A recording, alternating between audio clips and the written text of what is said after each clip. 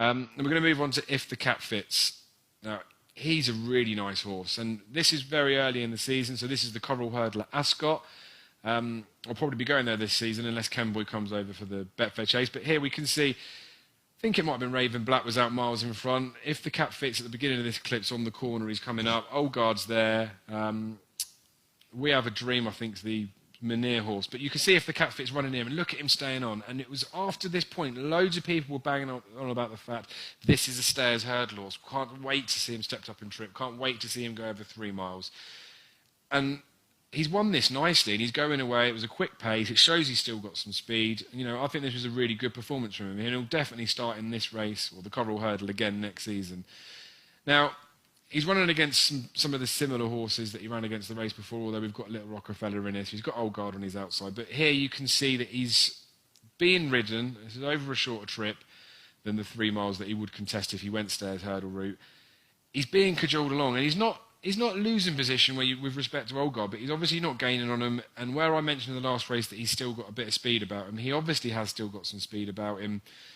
Here he's just going, he's finally finding, but he just wants further. He wants further to be going on with this. And because I think he has got that little touch of speed about him, in a 3-mile race, he's able, from the final flight, to carry on being ridden and keep going. But the only real reservation I've got with this horse is I really do think he's suited to flat tracks.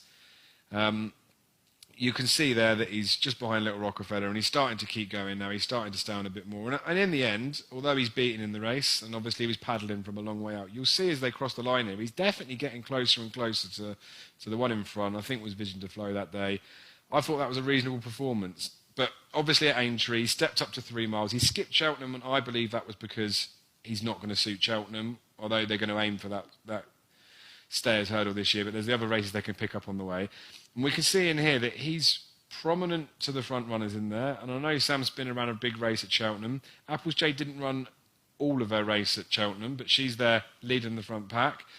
They've obviously gone a quick pace, and this is where I'm saying that he's a pacey horse, because where he was off the bridle in that last race before they turned in, here he's still on there. So he can go with them at a good gallop, but if it's over a longer trip, the 3-mile trip, then they won't be going as rocket fast. So he's travelling as best as anything at the moment.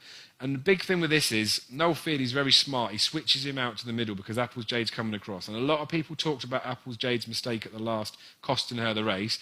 Well, when you see what If the Cap Fits does at this last hurdle, how he goes on to win the race is astounding. He's been switched there. You can see his feet switching. This an understandable mistake, but he's absolutely clattered through that. So we've got Roxana on the outside, obviously won the Mare's Hurdle. That's where I was talking about Frank in the form. She was probably peak at Aintree, I think. But you can see If the Cap Fits here. Look at him. He's just got his head down and he's going for it. And I feel like a flat track like Aintree towards the end, like we saw in the last clip, he can keep going like that. I just wonder at Cheltenham whether the incline, whether he's going to like it as much. But he's obviously a really nice horse. 7 going 8. I just worry about him round a course like Cheltenham. But he's obviously a real proper horse for this season.